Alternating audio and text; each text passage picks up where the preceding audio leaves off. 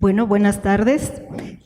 Pues como ya me presentaron aquí, mi, mi línea de investigación son las plantas vasculares acuáticas, y dentro de las plantas vasculares acuáticas están los denominados pastos marinos, que más adelante vamos a ver de qué se trata.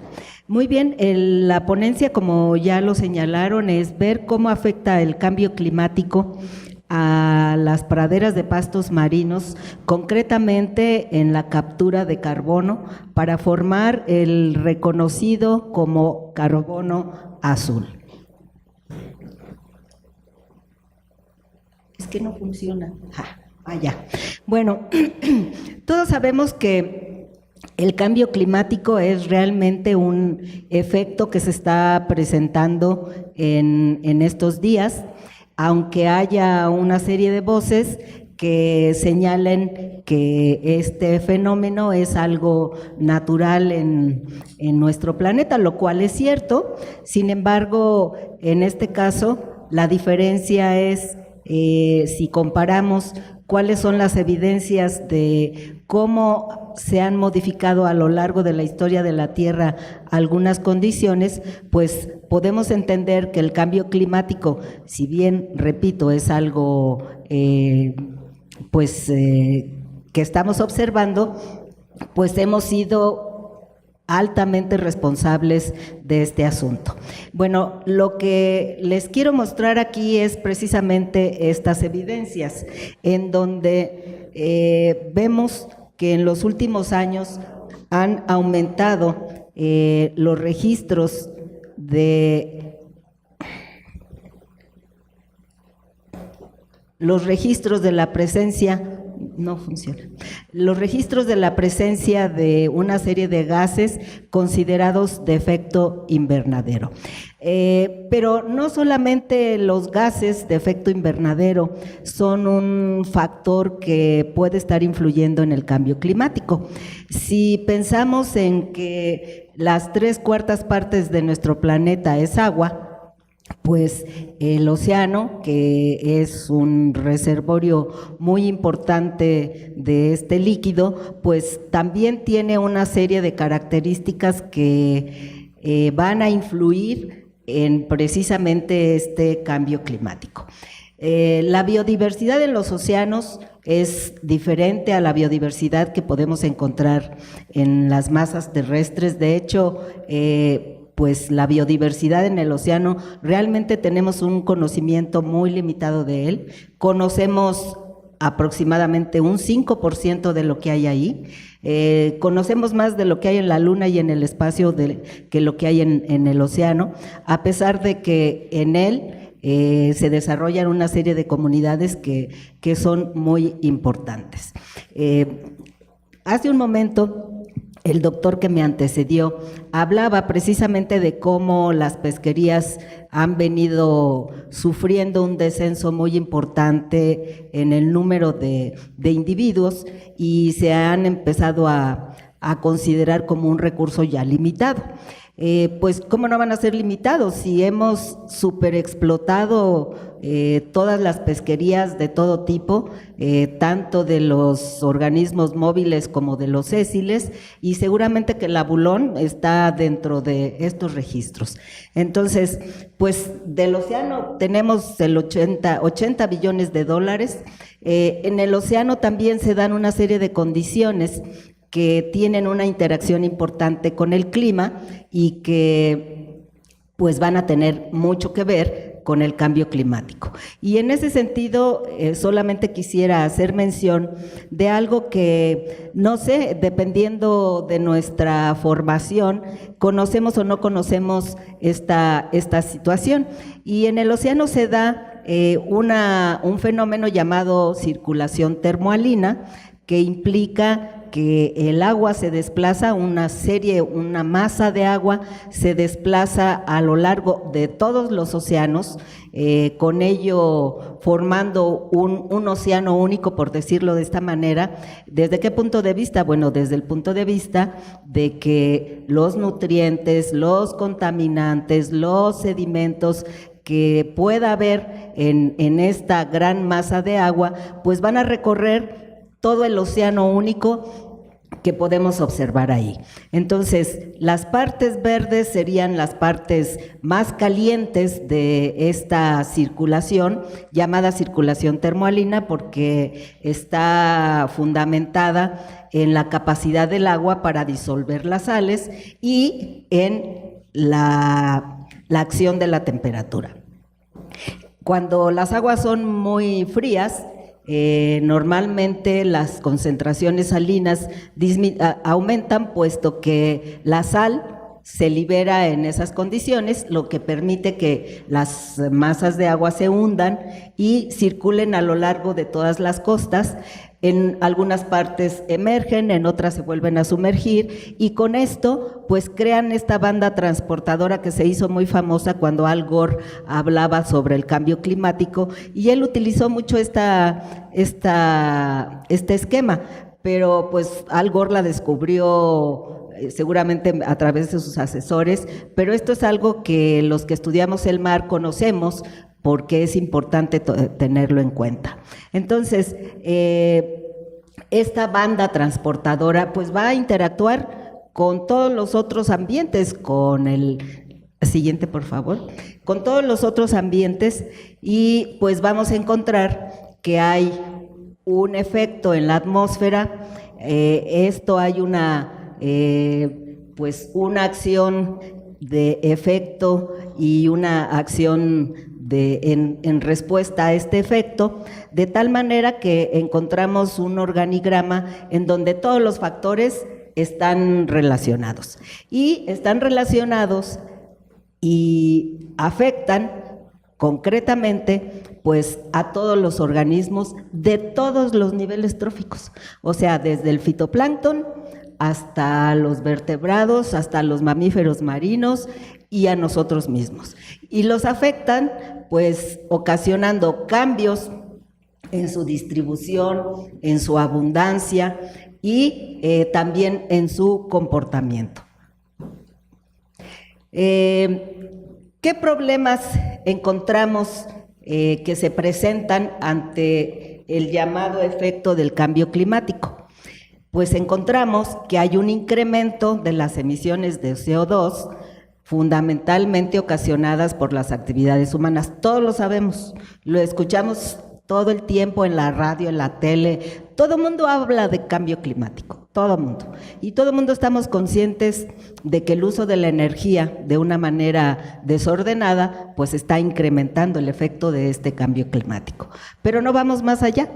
Bueno, hace un momento se hablaba de políticas públicas, habría que aplicar esas políticas públicas para efectivamente estar preparados ante estos efectos del cambio climático. Y entonces, pues lo que tenemos es cambios en el clima y por lo tanto un calentamiento global. ¿Qué hay que hacer para poder mantener a las poblaciones? Me gustó mucho la exposición de hace un rato porque de una manera bastante empírica logran convencer a los pescadores de la necesidad de mantener algunas áreas inactivas, por decirlo de alguna manera, más bien protegidas, no explotadas, para poder recuperar las poblaciones de la pesquería en ese momento. Entonces, en el caso de los pastos marinos, que todavía no les he dicho qué son, pero que para allá vamos, el reto sería que hay que reducir la concentración del CO2 en la atmósfera, y otra de las ideas que de acuerdo con las revisiones señalan que es una idea novedosa, pues de novedosa no tiene nada, es una idea que surge de la misma necesidad que tenemos de los efectos que hemos ocasionado en estas comunidades, y que esta acción sería o debe ser reducir el CO2 atmosférico y además proteger a las comunidades costeras. ¿Por qué las comunidades costeras? Bueno, las comunidades costeras que podemos encontrar en la mayor parte de las costas del mundo, pues son los pantanos, que pueden ser pantanos de agua dulce, pantanos salados, estos que crecen en las costas y que están sujetos a la acción de la marea, que por lo tanto tenemos terrenos que se salinizan mucho, pero ahí hay plantas que son capaces de vivir perfectamente inundadas y saladas. También tenemos a los manglares y también tenemos a los pastos marinos. Y por el hecho de estar localizados en las costas, todo el carbono que podemos encontrar en la materia orgánica se le va a denominar carbono azul. Y se le denomina carbono azul por su localización, porque finalmente, ¿a dónde va a parar el carbono que hay en la atmósfera en forma de CO2? Pues en forma de materia orgánica, que normalmente todos los productores primarios, como el fitoplancton, como los pastos marinos, como los manglares, como los pantanos de marea, como los pantanos salados, como los bosques, toda clase de vegetación es capaz de incorporar para formar materia orgánica. Y hay un reciclamiento, el que toda aquella materia orgánica que ya cumple su función, como por ejemplo las hojas, pues son desechadas y se convierte en carbono que vamos a encontrar en los suelos. Pero pensemos cómo son los suelos de un bosque o de una selva. Pues son suelos que si uno les escarba un poquito, pues las raíces no llegan más abajo. Y sin embargo, pues la biomasa, o sea, los árboles, las hierbas, las trepadoras, las lianas, las epífitas, las parásitas, todas van a depender de esta materia orgánica. Y lo que ya jugó su papel, pues cae al suelo y se reutiliza a través de procesos microbianos, procesos de hongos y de bacterias, pero en un bosque los suelos no son muy grandes. Por eso normalmente se recomienda que no haya una tala de los bosques, ni de los bosques templados, ni boreales, ni tropicales. ¿Por qué? Pues porque en cuanto quitamos la vegetación, el bosque se queda sin nada, se queda con el suelo pelón, porque ya nos llevamos toda la biomasa, todo el carbono que estaba ahí. Y para recuperar un suelo afectado de esta manera, bueno, pues estamos sufriendo las consecuencias de ello. En Europa, en Asia, en muchos lugares, la vegetación original ya no existe.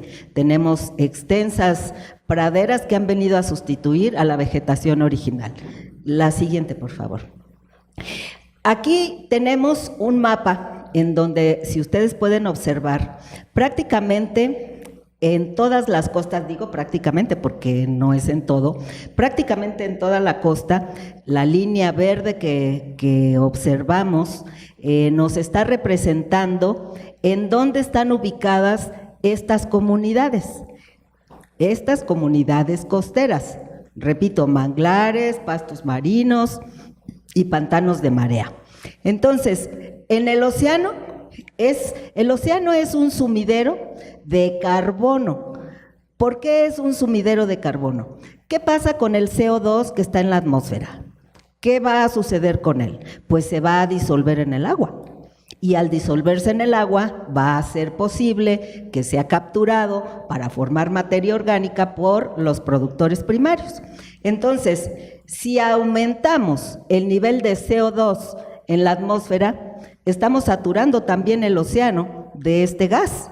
Llega un momento en que probablemente ya no haya la capacidad para que este CO2 disuelto en el océano sea utilizable por cualquier comunidad, desde el fitoplancton. Y el fitoplancton usa CO2 y libera oxígeno, igual que todos los productores primarios. Y esta liberación de oxígeno, pues gracias a ello estamos aquí, porque si no tuviéramos este oxígeno, pues no estaríamos aquí. Y normalmente es producido por estos productores primarios.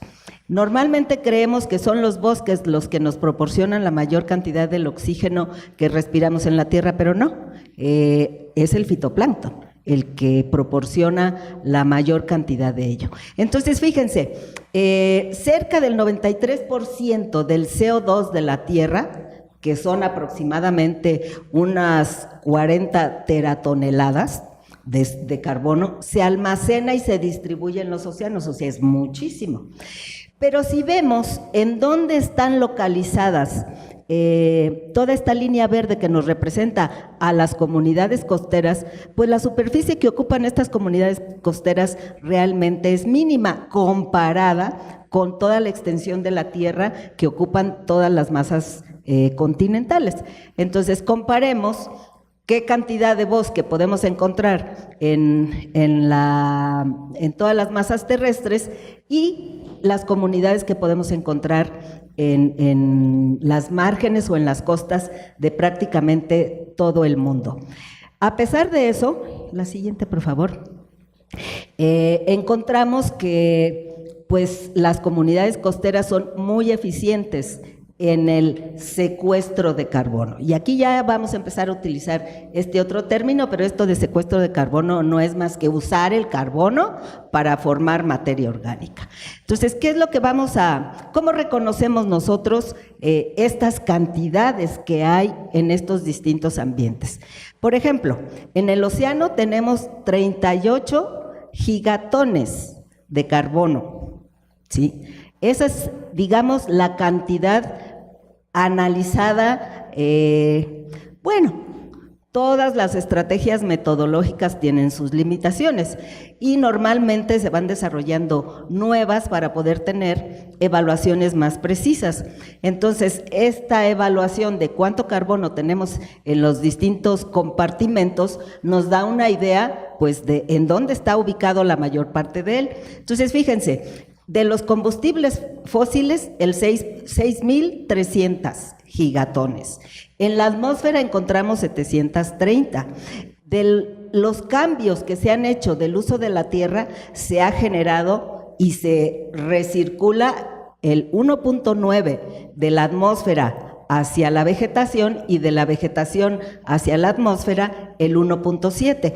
Y los productores primarios, que es lo que yo les comentaba hace un momento, en donde vamos a encontrar la producción de oxígeno y de CO2, pues producen 119 y 120. Entonces, ¿quién es el que tiene la mayor cantidad? Pues el océano, definitivamente. La siguiente. Las comunidades costeras. Las comunidades costeras se considera que son capaces de secuestrar, o sea, de tomar el carbono del CO2 que está en el aire y disuelto en el agua, es capaz de tomarla y producir materia orgánica y producir oxígeno e ir acumulando lentamente este carbono en sus sedimentos. A diferencia de lo que sucede en un bosque, en una selva, en una pradera, en cualquier tipo de vegetación terrestre, la acumulación de carbono azul es mayor en la vegetación costera. ¿Por qué? Porque lo va acumulando y lo va atrapando con sus sedimentos. Pensemos en que esto es algo lógico. En las costas no son tranquilitas. Las costas están sujetas a la marea, al aporte de agua dulce que proviene de las lluvias o de los ríos, al efecto de las tormentas, de los huracanes, y esto hace que las costas pues sean áreas muy dinámicas. Y al ser dinámicas, puede ser que tengamos procesos de sedimentación o procesos de erosión que pueden estar incontrolados unos y otros. Este poco control puede llevar a que haya un efecto mayor de las tormentas y de los huracanes en las zonas costeras. Y resulta que pues en los últimos años nos ha dado a la mayoría de la población, bueno, les ha dado, yo todavía no logro ese premio de irse a vivir a las costas. Y por lo tanto, pues son áreas que van a estar mucho, mucho más perturbadas. ¿Qué quiero mostrarles aquí? Aquí encontramos la ubicación de un manglar. No funciona. Y quería. Bueno, el manglar es los arbolitos más externos. Después tendríamos las plantas que están representando a los pantanos y ya totalmente sumergidos a los pastos marinos. Y en el sedimento vemos unas series de C, ¿sí? Las Cs que están en los sedimentos lo que nos están mostrando es que ese carbono, producto de la descomposición, se acumula en los sedimentos costeros.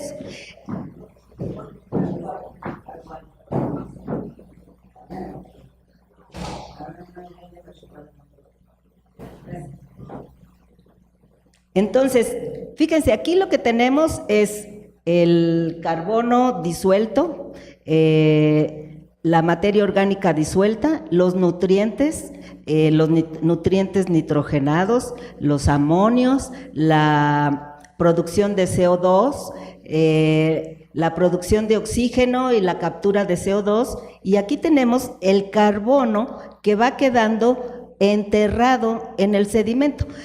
¿Cuál es ese carbono?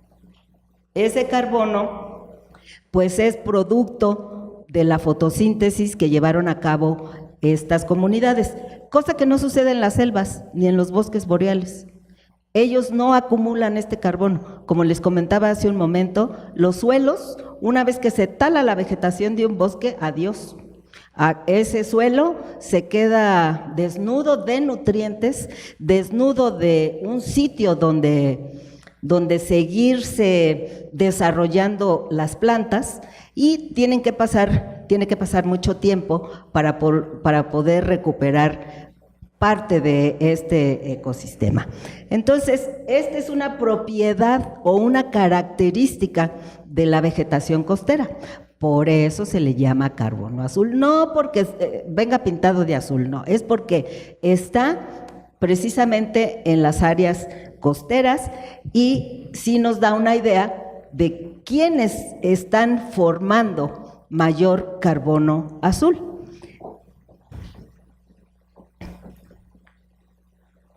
¿Y ahora? Bueno, precisamente aquí lo que quiero mostrarles es el carbono que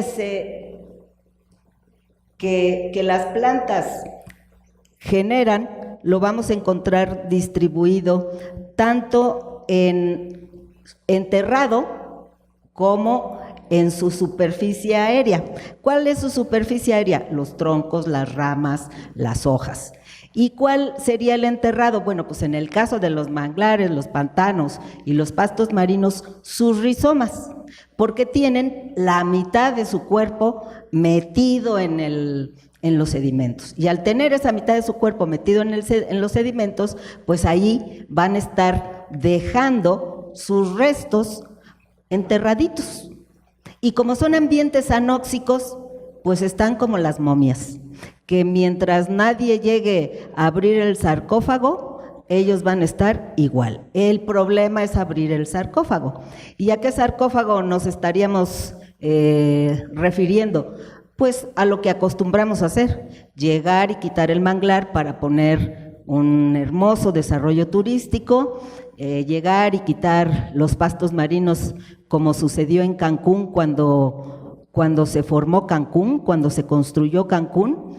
Toda la parte que da al océano de la isla de Cancún estaba plagada de pastos marinos, pero pues los retiraron porque como buena comunidad sostiene a muchos otros organismos dentro de su hábitat, que encuentran en ellos refugio, alimento, protección, áreas de desove, áreas de apareamiento, áreas de crecimiento. Entonces, pues vamos a tener que estas comunidades juegan un papel muy importante desde ese punto de vista. Entonces, ¿quiénes tienen, por ejemplo, los manglares? Los manglares tienen una gran cantidad de materia orgánica aérea y subterránea. En cambio, vean los bosques tropicales, vean los pantanos de marea y vean los pastos marinos. Aquí, esto es lo que son capaces de almacenar, lo almacenan como materia orgánica. Aquí lo que son capaces de secuestrar, o sea, ¿cuánto carbono toman unos y otros? Pues los pastos marinos no lo hacen tan mal, tampoco es que estén en el top 10, pero no lo hacen tan mal. Si nos vamos a estos datos, aquí vamos a observar que lo que les acabo de comentar acerca de quiénes son los mejores formadores de carbono azul, que son las comunidades costeras. Entonces, ¿qué tenemos? Por ejemplo, el carbono que está enterrado en áreas costeras, que está enterrado en el caso de los pantanos salados, híjole, es que soy muy mala con esto.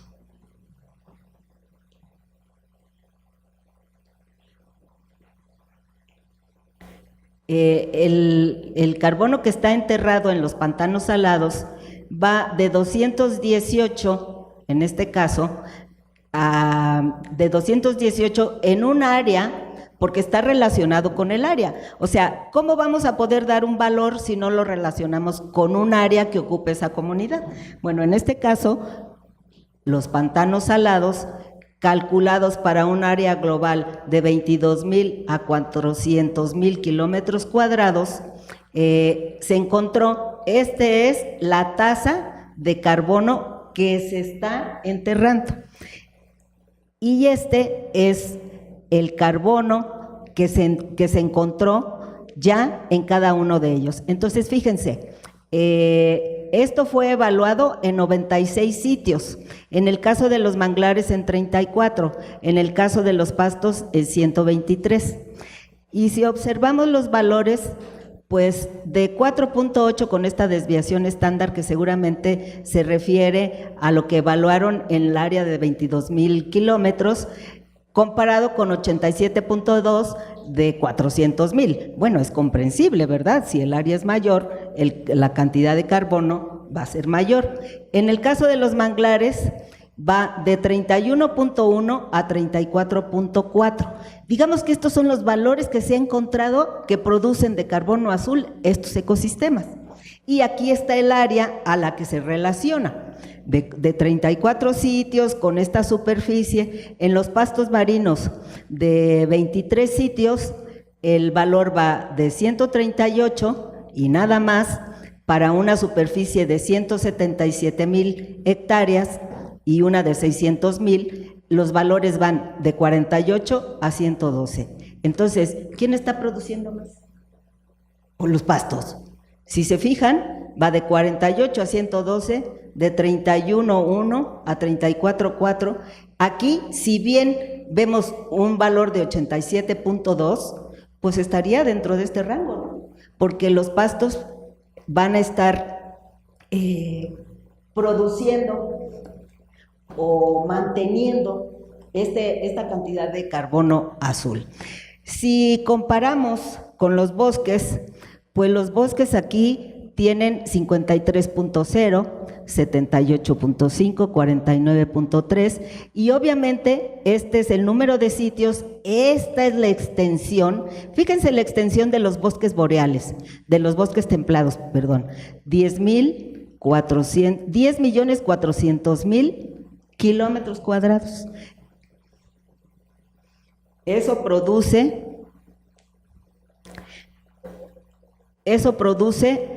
este bosque templado. El tropical, de una extensión de 19 millones, 78.5. Los bosques boreales, de una extensión de 13,700,000, 49.3.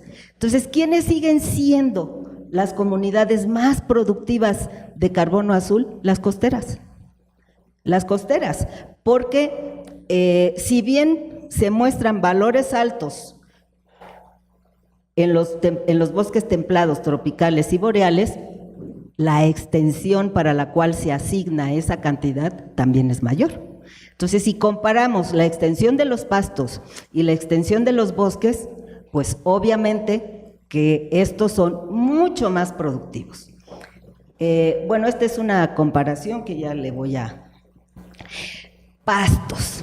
Bueno, los pastos Se han hecho estudios acerca de cómo han variado, qué noticias, referencias, datos tenemos de ellos desde que sabemos que existen. Bueno, pues si nos vamos a los orígenes de la humanidad, un poquito más para acá, desde, por ejemplo, cuando los primeros humanos utilizaron los pastos marinos fue hace 10,000 años. Después empezó la agricultura centralizada. Después tenemos las primeras referencias científicas de los pastos marinos proporcionadas por Aristóteles. Son de las primeras que se registran. Y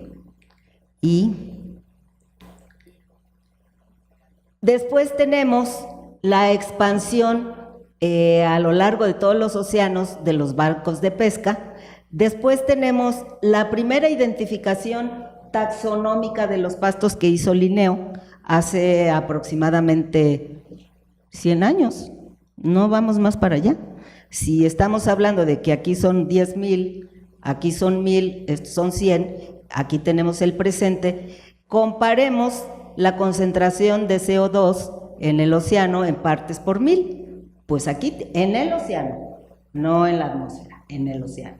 En el océano dijimos que también hay CO2 porque se disuelve en el agua los gases y se disuelven dependiendo de las condiciones de temperatura, salinidad, presión, ¿verdad? La cantidad de ellos que se disuelva.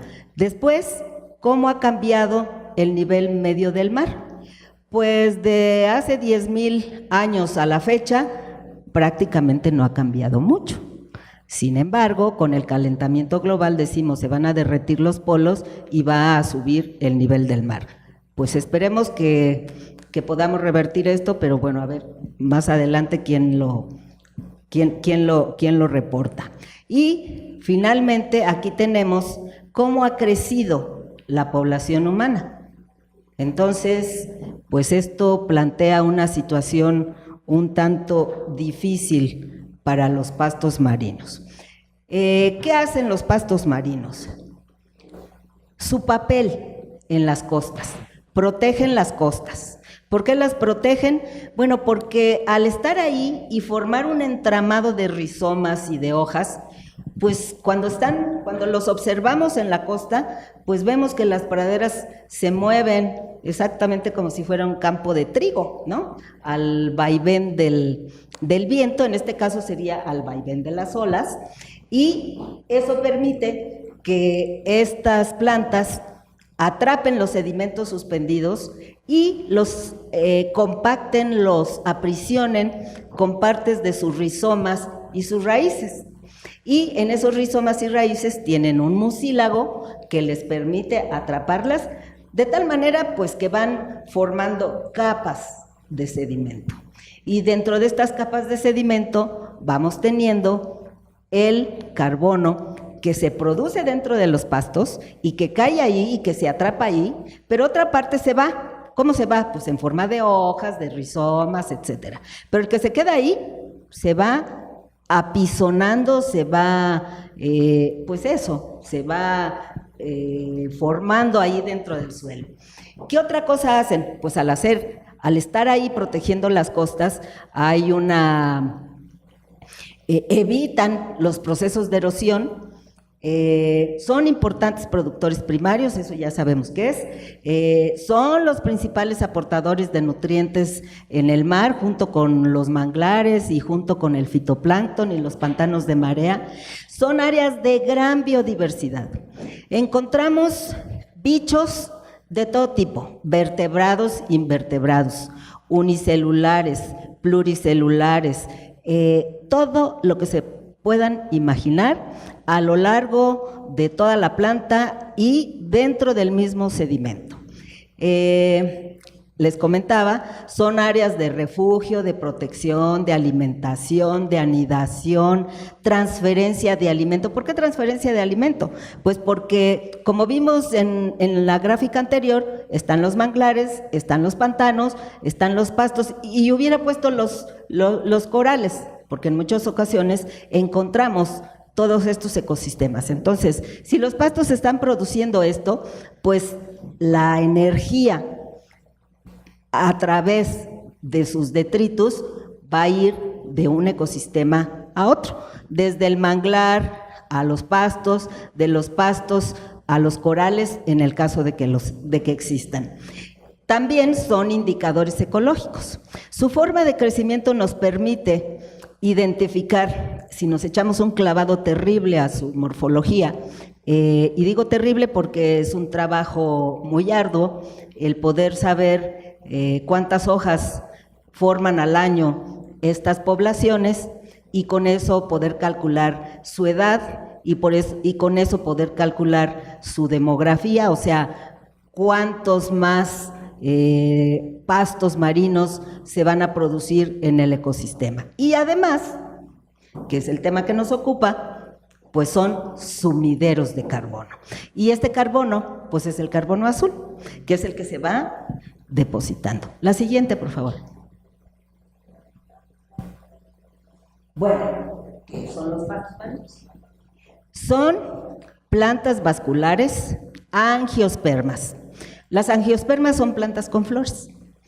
Tenemos la idea de que las plantas que encontramos en el mar, si son microscópicas, pues es o fitoplancton, y el otro grupo sería el zooplancton, pero estas no son plantas, esos son bichos.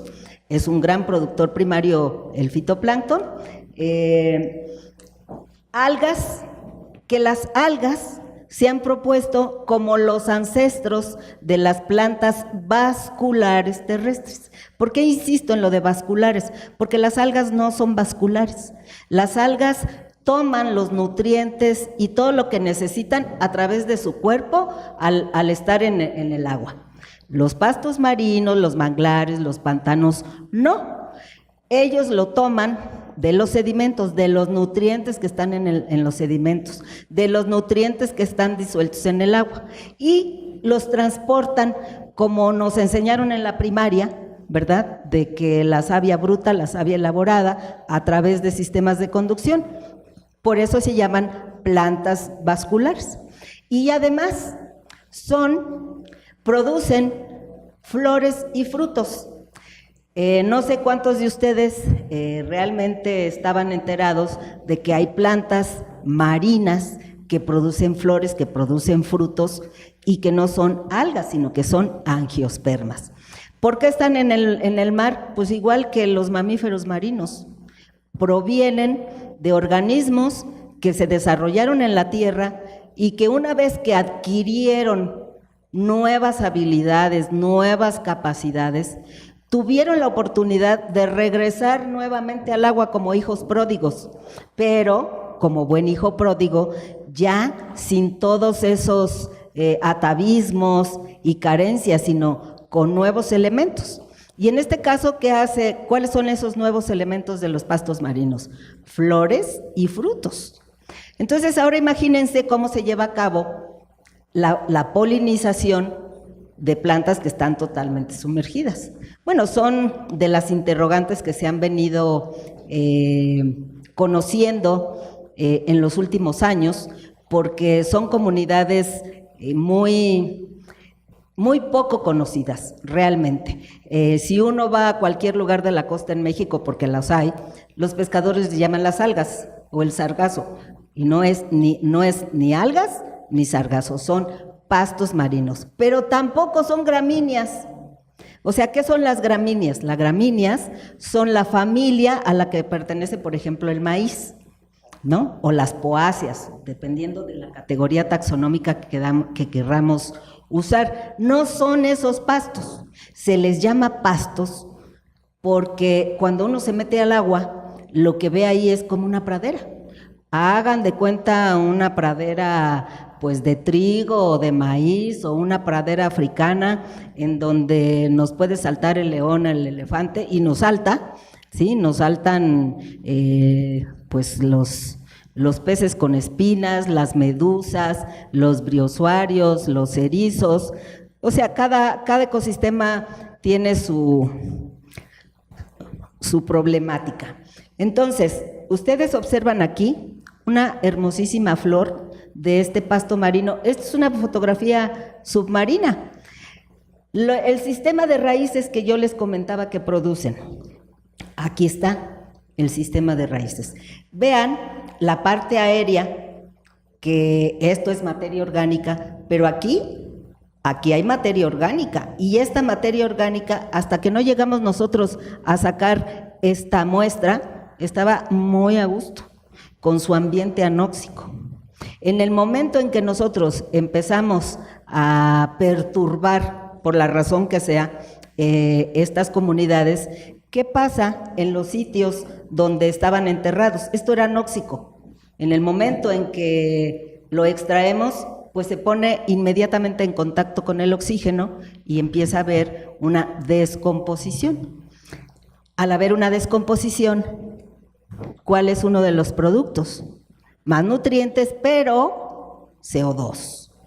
Entonces, este carbono azul es un reservorio, le llaman también hotspot, manchas calientes, no sé por qué calientes, pero así les llaman, donde todo este carbono que está ahí atrapadito, guardadito, no sucede nada, no contribuye al calentamiento global como CO2, pero si lo perturbamos, lo quitamos o lo que sea, pues obviamente que va a haber un incremento del CO2 simple y sencillamente por perturbar todas las comunidades costeras, y en este caso los pastos, que es el tema que nos ocupa.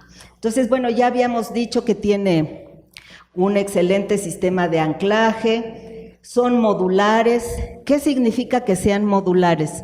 Significa que todos están interconectados. Habría que entrar a detallar muchas otras cosas, pero todos están conectados, y al estar todos conectados, si en una parte de su área de distribución hay carencia de nutrientes o hay alguna situación que no les está permitiendo desarrollarse adecuadamente, los pastos traslocan los nutrientes, o sea que son capaces de el primer rameto de los pastos, que sí esté haciendo un proceso fotosintético conveniente, pues le va a traslocar, le va a mandar, le va a decir, ahí te va la leche, ahí te va la carne, ahí te va a las otras partes de las comunidades que pudieran estar teniendo problemas para conseguir nutrientes. Pero además los pastos son capaces de obtener nutrientes del suelo y del agua. O sea, a través de sus hojas capturan los nutrientes. Bueno.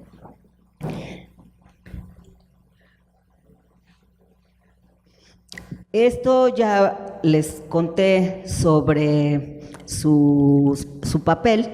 Este es un esquema en donde nos hablan de cuál es el papel que juegan estos ecosistemas en las áreas costeras. Tanto los manglares como los pantanos, como las selvas, han sido analizados para ver cuál es el valor de sus servicios ecosistémicos. ¿Qué quiere decir esto? No nada más que le den protección o anidación o cuántos nutrientes producen, sino el que de manera ordenada, sin estar perturbados, ¿cómo vamos a calcular ese valor que tiene ese ecosistema por ser área de anidación, área de apareamiento, área en donde crecen distintas etapas larvarias de peces, de moluscos, de gasterópodos, de bivalvos, de todo lo que se puedan imaginar? Entonces, estos servicios ecosistémicos han sido valorados y también nos han comentado y hemos revisado en la literatura cuáles son estos servicios que son importantes. Tenemos pastos que son tropicales y pastos que son templados, y cada uno de ellos tiene un papel que juega en el ecosistema. Y en esta parte de aquí podemos observar las distintas especies. Como buenos hijos pródigos, provenientes de plantas terrestres que se cansaron de sufrir el sol y regresan a la tierra, pues su su historia de vida y su historia geológica nos habla de especies muy recientes, geológicamente hablando. Si primero llegaron a la Tierra y luego se regresaron, pues son de las más recientes. Por lo tanto, su diversificación no es mucha. Comparada con las 250,000 especies que las angiospermas en conjunto tienen en la Tierra, pues estas son 60 géneros, cuando mucho. Y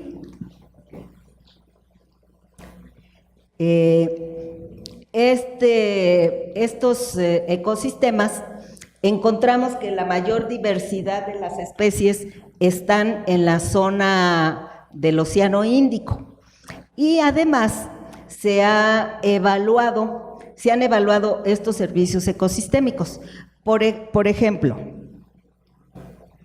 los pastos marinos que ocupan, bueno, hasta la época de publicación de este artículo, que tendrá como 10 años, ocupaban aproximadamente unas 18 millones de hectáreas. Se ha calculado una tasa en porcentaje de pérdida de las comunidades de pastos de aproximadamente entre 2 y 5%, y para el año en que se publicó esto, el valor por hectárea, por año, de los pastos marinos era de $19,004 por hectárea. En el caso de los pantanos de marea, 9,990, de los manglares, 9,990, los corales y los bosques tropicales. Entonces, ¿quién es el más caro? ¿Pero por qué es el más caro? O más bien, ¿quién es el más valioso? Desde este punto de vista del valor de los servicios ecosistémicos, que no nada más es cuántos peces saco ahorita, cuántos bivalvos saco ahorita. No, es una proyección, un análisis que requiere de toda una metodología. Debo aclarar que estos valores están hechos para comunidades que no están en nuestro país. En nuestro país, muy pocos trabajos existen al respecto. Algunos de ellos se están llevando a cabo en estos momentos. Habrá oportunidad de revisar eso más adelante. Entonces, tenemos que estudiar los pastos. Y tenemos que estudiar los pastos porque hasta hace muy poco tiempo estas comunidades eran inexistentes para las autoridades que dirigen o deciden los rumbos de la investigación en nuestro país. Yo puedo decirles que me pasé buena parte de mi juventud solicitando presupuesto para estudiar los pastos marinos, y desafortunadamente me decían que eso qué era y con qué se comía, que había cosas mucho más importantes que estudiar pastos, que quién sabe para qué servían. Yo hice mi tesis de licenciatura en pastos, la de maestría en manglares y la de doctorado nuevamente en pastos, pero pues no había un interés de la comunidad científica ni de quien dirige la política de investigación en nuestro país. O sea, si no conseguimos recursos para investigación es porque alguien ha decidido que no es importante. Pero pues a veces las circunstancias que uno no planea ponen en la palestra esta importancia. Y desafortunadamente con el derrame de la plataforma Horizon en el 2010, nuestro país, las autoridades de la Semarnat se vieron en la necesidad de contar con un registro de cuál era la extensión que ocupan los pastos marinos en nuestro país, pero nadie se los podía proporcionar. Podíamos decir dónde había pastos, de lo que habíamos ido a ver, de lo que más o menos, ¿verdad? Pero ¿cuál es la extensión? ¿Cuál es su composición? ¿Cuáles son las condiciones que los regulan? Nada, cero. Pero con el derrame de la plataforma, pues se vieron en la necesidad de contar con esta información, porque en caso de que el petróleo llegara hasta nuestras costas, habría que reclamarles. y habría que reclamarles considerando el valor de los servicios ecosistémicos, ¿verdad? Bueno, pero no llegó. O sea, no llegó el petróleo, pero lo que sí conseguimos fue pues que voltearan a ver a estas comunidades costeras, y a raíz de ello pues empezamos realmente a evaluar los pastos marinos desde otro punto de vista, no solamente saber cuándo florecen o cuántos hay en una determinada región, sino dónde están, cómo están, qué factores son los que están determinando que estén en la forma en la que están. Entonces, si nosotros queremos llevar a cabo estudios que nos permitan entender qué pasa con ellos, pues tendríamos que ver la función del ecosistema, la composición de la comunidad, los ciclos biogeoquímicos, si existen enfermedades dentro de estas comunidades, que las hay. En Holanda desapareció por ahí de los años 30, eso dice la literatura, una extensa zona de pastos marinos porque fue atacada por un hongo y no hubo manera de detener esta enfermedad. Bueno, entonces tenemos que ver qué sucede, qué pasa en cada una de las etapas del ciclo de vida, cuáles son los cambios en las poblaciones de los pastos, cómo está compuesta la comunidad, cómo está distribuida, ¿sí? ¿Por qué? Pues porque el cambio climático afectará a todas las poblaciones y ecosistemas de cualquier lugar, pero de manera diferente, porque pues no todas están en la misma situación. Hay unas que están más vulnerables que otras. Entonces, para estudiar el carbono azul, ¿qué era importante o qué era necesario?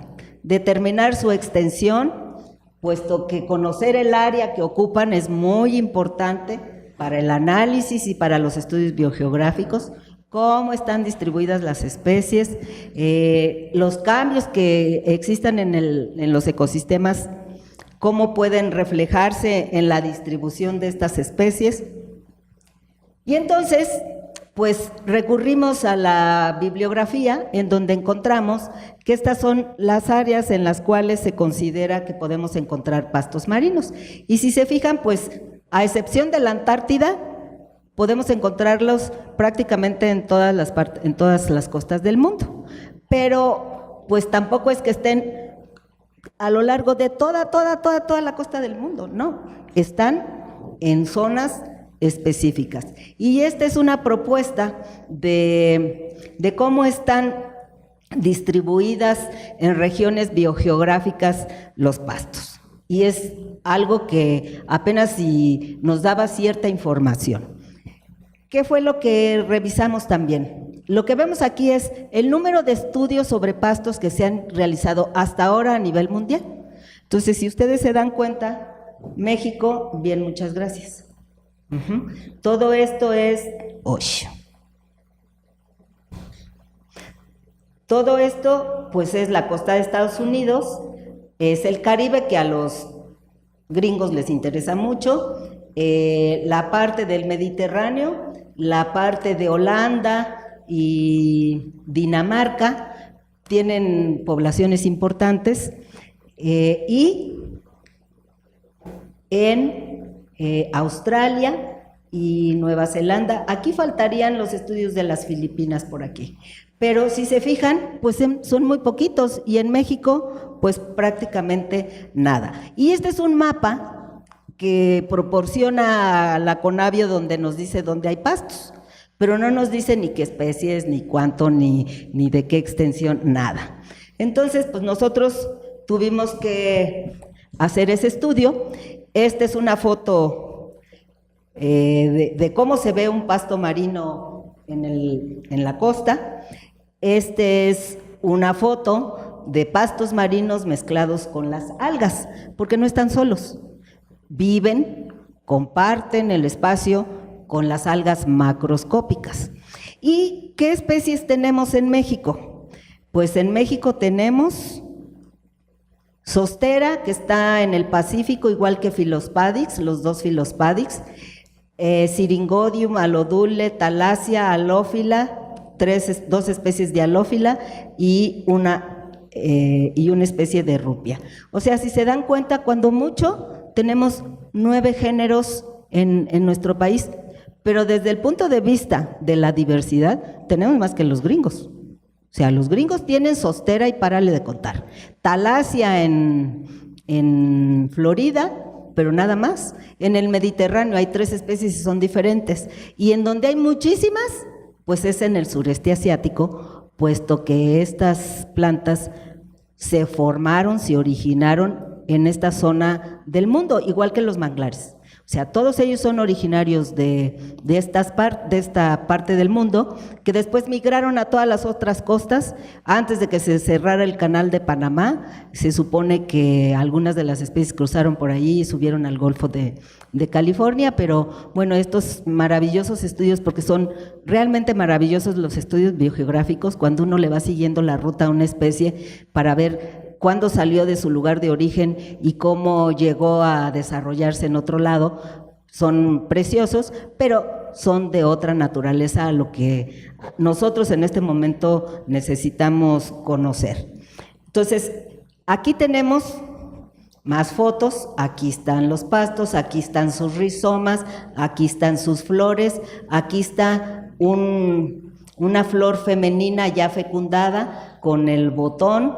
Aquí están las comunidades de algas que están relacionadas con ellas. Entonces, pues si se dan cuenta, son comunidades extensas, exitosas, viven en distintos ambientes, los podemos encontrar en las lagunas costeras, en los estuarios y en la costa misma. Una laguna costera, pues es aquel cuerpo de agua que está sujeto al aporte de agua dulce y al del mar. Entonces son aguas mixoalinas, igual que en el caso de un estuario, solo que en el caso de un estuario el río desemboca directamente a la costa y las condiciones ambientales son diferentes a las que podemos encontrar en una laguna costera. Y luego ya la costa propiamente dicha, en donde normalmente los pastos están en contacto o cercanos a pantanos o manglares. Entonces, nosotros revisamos toda la información que había acerca de los estudios en México y de cómo estaban descritas estas especies y encontramos muy poca, por lo cual pues nos planteamos el estudio de estos pastos marinos considerando el análisis de todos estos ambientes que es necesario saber para poder entender por qué los pastos están como están en cada lugar que revisamos. Entonces, ¿qué utilizamos?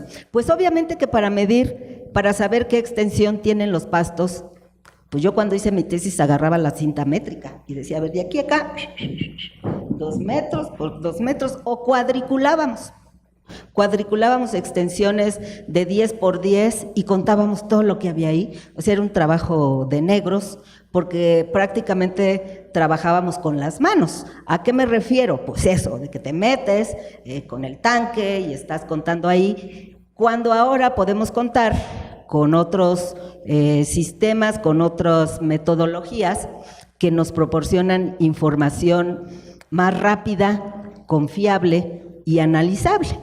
Y estas estrategias metodológicas incluyen el uso de una ecosonda hidroacústica. No es no estamos descubriendo el hilo negro. La ecosonda se ha utilizado desde hace muchos años para distintos propósitos, fundamentalmente para analizar las migraciones de los peces. Los pescadores aman las ecosondas porque los llevan directamente a donde está el banco de peces. Y bueno, a partir de este conocimiento, varias compañías tradujeron, entre comillas, este principio del sonido de la ecosonda para poder saber en dónde hay vegetación. Entonces lo que hicimos pues fue comprar una ecosonda, porque Conavio nos pedía saber qué extensión tienen los pastos marinos en todo el Golfo de México, y eso pues no se hace con una cinta métrica. Entonces esta ecosonda que aquí la vemos, consta de este equipo al que llamamos transductor. Este transductor está conectado a una computadora y lo que está aquí abajo es la ecosonda propiamente dicha. Esto emite un pulso que se graba en la computadora, pero que además se traduce en una figura que vemos en el monitor, pero que cuenta con toda la base de datos que después nos permite elaborar mapas. Y esta ecosonda, en el recorrido que hace, nos da la profundidad, la altura de la planta y la cobertura de la planta. Y lo que ya nosotros hacemos es mirar cuáles son su composición florística.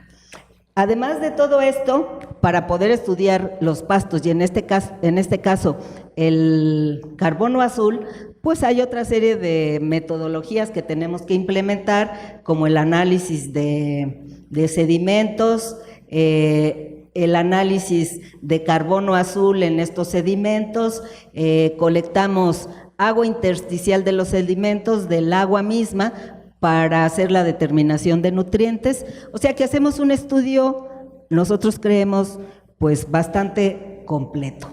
¿Para qué? Bueno, pues para poder conocer cómo están los pastos, cómo están cambiando y qué factores son los que lo están regulando, por no decir afectando, pero regulando. Entonces, bueno, aquí hay algunas fotografías que demuestran nuestro trabajo de campo. Colectamos la biomasa, procesamos las muestras, colectamos la macrofauna, las epífitas, los sedimentos, el agua, todos estos se determinan en el laboratorio. A los sedimentos analizamos el contenido de carbono orgánico y el contenido de carbono azul, y para el estudio del carbono azul ha sido necesario plantear una serie de modificaciones a la metodología, porque no cualquier metodología, o la metodología propuesta en la literatura, para ser más precisa, no siempre se puede aplicar a todos los ecosistemas, porque cada uno de ellos es diferente. Entonces nosotros tuvimos que desarrollar nuestro propio nucleador que nos permitiera obtener una muestra lo suficientemente representativa. No es lo mismo estudiar nada más los nutrientes que hay en el suelo y cómo está compuesto el sedimento. Mis alumnos me dirían, no es suelo, y pues no es suelo, es sedimento. Entonces, para poder hacer el análisis de carbono azul, hace un momento les decía que los pastos lo van depositando, van levantando, como si se fuera levantando una pared. Tenemos que colectar más allá de 1 metro de sedimento en un núcleo, porque si este material está depositado, pues queremos saber hasta dónde llega esa depositación, y de acuerdo con la literatura, la longitud mínima de un tubo o de un núcleo tiene que ser de 1 metro. La longitud mínima. Seguramente habrá lugares en donde esto requerirá de un nucleador mucho más grande. Pero ahí no se acaba el asunto. Después hay que analizar cada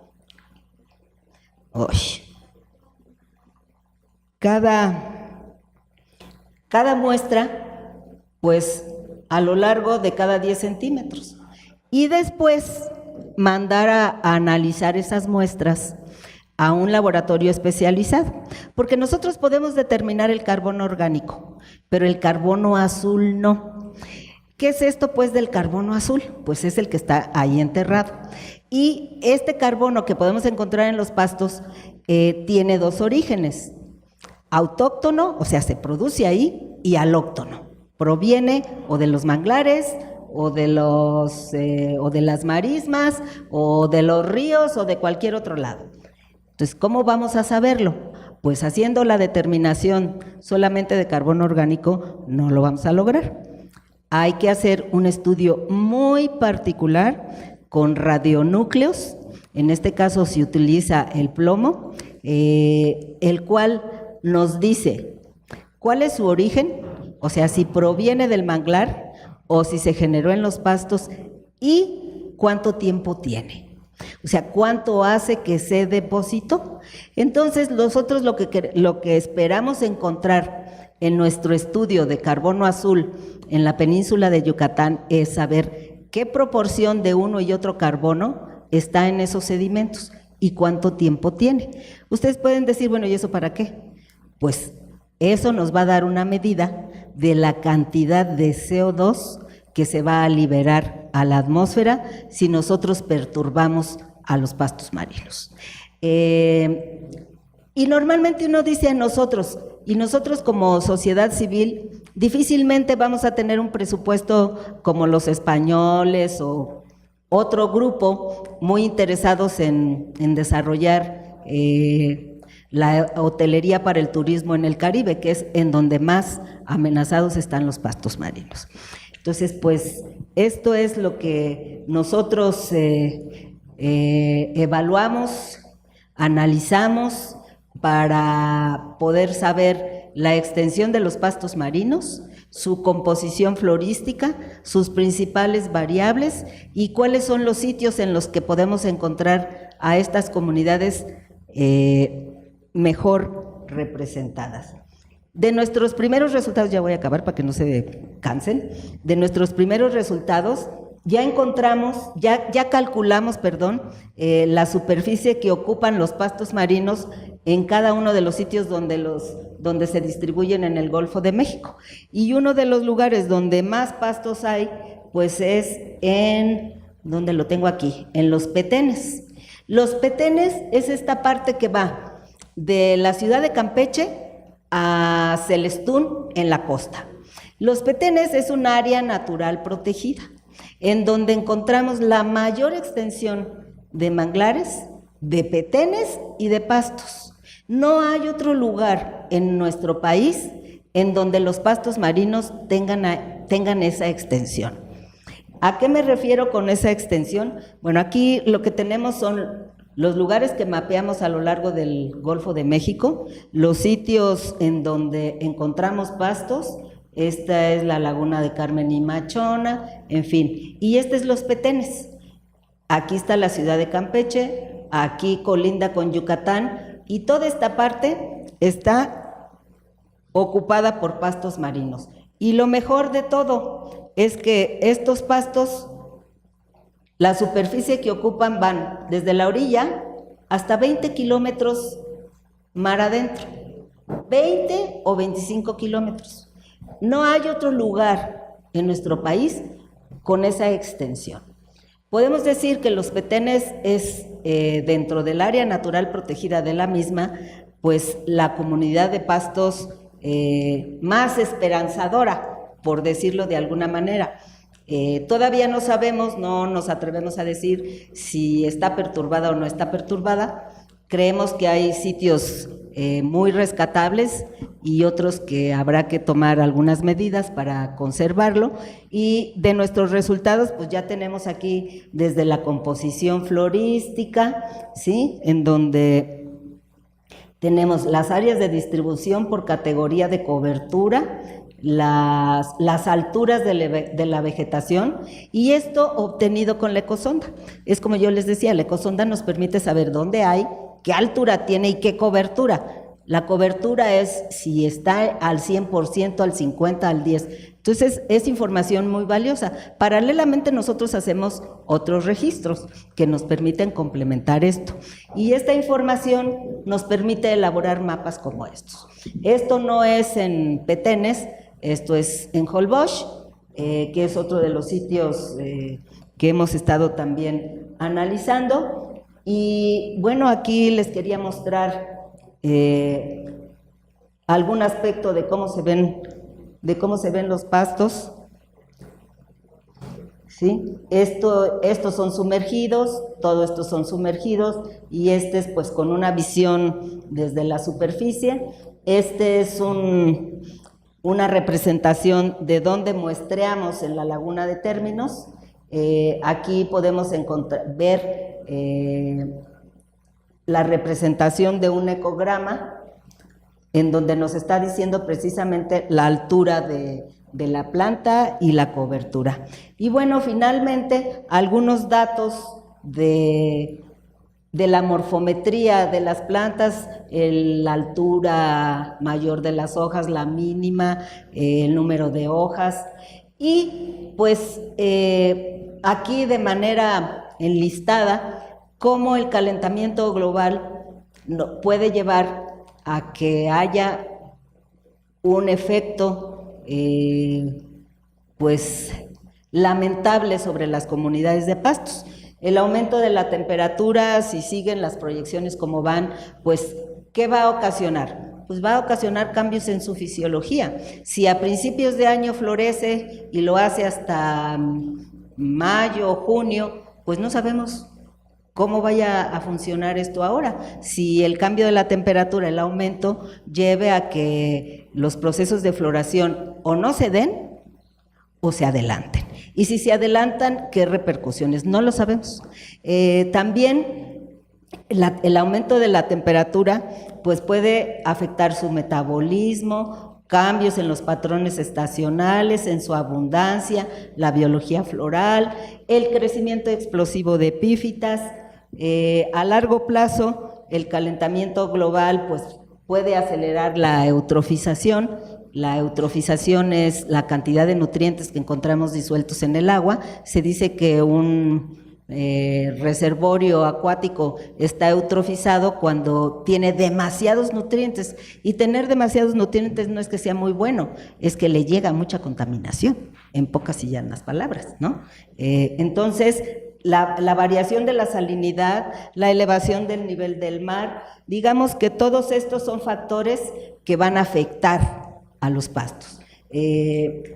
La captación de luz solar es importante para la fotosíntesis, también el aumento de la temperatura para procesos metabólicos, y también otra cosa a la cual no debemos olvidar, que forma parte de esta misma problemática que genera el calentamiento global, que es la erosión y la sedimentación de manera distinta como la hemos venido observando. Como nosotros trabajamos todo el Golfo, les estoy mostrando aquí algunas fotografías o diagramas, esto es de Google, en donde en la laguna de Términos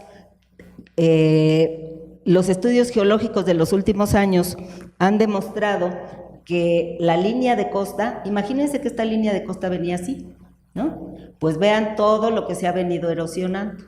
Esto, además, la erosión es realmente escandalosa. Y como muestra basta un botón, no nos lo estamos inventando. Esto es en Laguna de Términos. Fíjense ustedes cómo la elevación del nivel del mar no es para pasado mañana, es ya, en algunos lugares. Entonces, vean, por ejemplo, esta casita, esto es en Ciudad del Carmen. Esta casa pues debe haber tenido primero pues, unos 10 metros de distancia a la costa. Unos meses después, aquí está la casita, otros meses después y otros meses después. O sea, y esto es en nuestro ciclo de vida. Esto no tiene un tiempo de transcurrido de más de 2 años. Y si en más de 2 años el proceso de erosión aquí ha traído como consecuencia que las costas se estén desapareciendo, al desaparecerse las costas o estar aumentando el nivel del mar, que esto es lo que realmente está sucediendo, pues las comunidades costeras se van a ver afectadas. Y bueno, finalmente, cómo todos estos impactos van a tener su repercusión en los ambientes costeros. Bueno, en las aguas costeras todos los procesos son como más rápidos, más dinámicos. Hay 2 mareas al día, hay temporada de lluvias, hay tala de manglar. Entonces todo esto es muchísimo más dinámico. Por lo tanto, casi todas las especies tienen que encarar a distintos estresores para los cuales no siempre tienen la habilidad de responder. hay un incremento en las actividades humanas que ha llevado a la pérdida de la biodiversidad. En otros lugares no solo es la pérdida de la biodiversidad, sino las modificaciones permiten el ingreso de especies exóticas.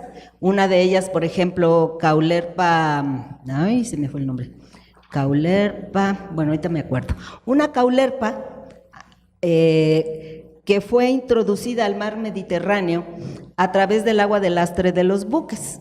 Seguramente se llevó algunas esporas o algo así, y al llegar al Mediterráneo y cambiar el agua de las cisternas de los buques, sueltan su agua, recogen otra, pues seguramente se van ahí esporas o plántulas que son capaces de crecer en otros lugares, y esto sucedió en el Mediterráneo con una especie tropical de Caulerpa, Caulerpa taxifolia, que es templada, que es tropical y se adaptó al medio templado, y ahora se supone que está desplazando a las comunidades de pastos del Mediterráneo. O sea, hay muchos cambios que el calentamiento global y estos cambios van a generar. Y bueno, finalmente, de nuestros resultados tenemos este registro de los mapas y de la distribución, y pendiente, porque no lo hemos concluido, es la determinación de carbono azul en las comunidades de pastos. Aquí observamos, aquí están mis muchachos haciendo las colectas de carbono con el nucleador de nuestra autoría, los distintos ambientes en los que hemos trabajado, parte del equipo, no son todos, son muchos más, y pues muchas gracias.